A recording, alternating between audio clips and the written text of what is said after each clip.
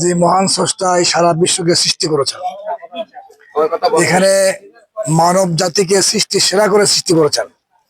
যদিও মানুষের মধ্যে আমরা দেখতে পাচ্ছি হিন্দু আছে, মুসলমান আছে, বৌদ্ধ আছে, খ্রিস্টান আছে, বিভিন্ন ধর্ম অবলম্বীরা এখানে আছেন, কিন্তু সৃষ্টি সেরা মানুষ।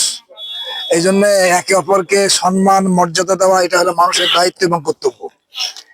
একটা কথা হলো যে আমরা দেখতে পাই দুই ধর্মের সঙ্গে সংঘর্ষ হয়, এ ওর ধর্ম পালন করতে দেয় না, এ ওর ধর্ম পালন করতে দেয়, হিংসা বিদ্বেষ ছড়িয়ে পড়েছে আমাদের দেশে অনেক জায়গায়। অনেক সময় দেখা যায় মসজিদ ভাঙে, অনেক সময় দেখা যায় মন্দির ভাঙে, অর্থাৎ গির্জা ভাঙে। এই প্রথা আমাদের দেশে অনেক সময় দেখা যায় এটা, কিন্তু আমাদের ইসলামে এটা বলে যে আসলে কোনো ব্যক্তির ধর্মের উপর আঘাত করাটা এটা সমীচীন না, ঠিক না। যার যে ধর্ম পালন করবে, এর হিন্দুরা হিন্দু ধর্ম পালন করবে, মুসলমানরা মুসলমান ধর্ম পালন করবে, খ্রিস্টানরা খ্রিস্টান ধর্ম পালন করবে, বৌদ্ধরা বৌদ্ধ ধর্ম পালন করবে। কিন্তু দেশকে, যে দেশে বসবাস আমরা করি, সেই দেশকে গড়ার জন্য আমাদের সর্বাত্মক চেষ্টা থাকবে। সম্মানিত এলাকাবাসী, একটা কথা আমাদের চিন্তা করতে হবে। রাসূলুল্লাহ সাল্লাল্লাহু আলাইহি ওয়াসাল্লাম যখন মদিনায় আগমন করেছিলেন, মদিনায় পৌত্তলিক বসবাস করত, আবার ইহুদিরা বসবাস করত, আর মুসলমানরাও সেখানে ছিল। তাদের নিয়ে রাসূলুল্লাহ একটা বৈধ সনদ তিনি সেখানে প্রতিষ্ঠা করেছিলেন।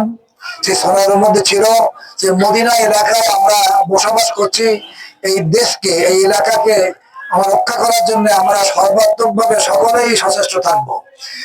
কি বলে, পৌত্তলিক যারা আছে তারা পৌত্তলিক ধর্ম পালন করবো, এবং যারা পৌত্তলিক না, যারা ইহুদি ধর্ম তারা পালন করবে ইহুদি ধর্ম, মুসলমানরা মুসলমান ধর্ম পালন করবে। কিন্তু আমরা এই মদিনাকে রক্ষা করার জন্য যদি বহির্দেশ থেকে আক্রমণ হয়, তো মদিনা রক্ষা করার জন্য সর্বাত্মক চেষ্টা করবো। রাসূল সাল্লাল্লাহু আলাইহি ওয়াসাল্লাম সম্মিলিত ভাবে এই সনদ তিনি রেখে গিয়েছেন, আমাদের ইতিহাসটার প্রমাণ। এই জন্য অনেক সময় আমাদের হিন্দু ভাইদেরকে, কাকাদেরকে বোঝানো হয় যে দেখো, যদি মুসলমান ধর্ম অবলম্বীরা এখানে রাজত্বে চলে যায়, কি বলে সরকারে চলে যায়, তাহলে কিন্তু আমাদের ধর্মের আঘাত আনবে, তোমার পূজা করতে দেবে না, মহিলাদেরকে বোরকা পরাবে, এরকম ধরনের নানান কথা তাদেরকে দিয়ে দিয়ে কান বাগানোর চেষ্টা করে বা ঘুরে আসছে। এইবার ধারণা পাল্টে গেছে। 5 তারিখের পরে দেখেছে তারা যে আসলে হিন্দু ধর্মের উপর আঘাত না আসে, মন্দিরে আঘাত না আসে। আমি তখন জেলা আমি ছিলাম, আমি সমস্ত জায়গায় নিয়োগ করেছিলাম যে কোনো জায়গায় যেন আমাদের লোকেরাই যেন হিন্দুদের কোনো মন্দির যেন পাওয়া যায়, তার ভাঙার ব্যবস্থা না করে, খ্রিস্টানদের কোনো সমস্যা না হয়। এমনকি থানা পর্যন্ত তারা যেটা জুলুম করেছিল, থানা অনেক জায়গায় খারাপ সমস্যা হয়েছিল, থানাকে পাহারা দেওয়ার জন্য আমরা নির্দেশনা দেই। এই জন্য আমরা চাই দেশকে শান্তির দিকে নিয়ে যাওয়ার জন্য, দেশে কল্যাণ সৃষ্টি হোক, দেশে শান্তি সৃষ্টি হোক, আমরা মিলেমিশে বসবাস করব, যার যে ধর্ম পালন করবো, দেশকে গড়ার জন্য আমরা সর্বাত্মক চেষ্টা করব। এই জন্য আমাদের হিন্দু ভাইদেরকে, কাকাদেরকে বলতে সেটা হলে, আসুন আমরা সৎ নেতৃত্ব কায়েম করি।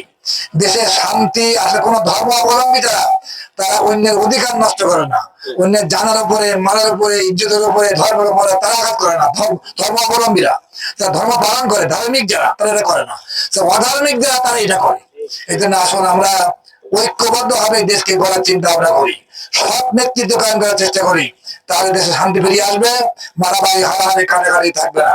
আমি সকলকে ধন্যবাদ জানাচ্ছি এবং আমার বক্তব্য শেষ করছি। আমাদের সৎ নেতৃত্ব কায়েম করার পক্ষে চেষ্টা করার জন্য আহ্বান জানিয়ে আমার সংক্ষিপ্ত বক্তব্য শেষ করছি।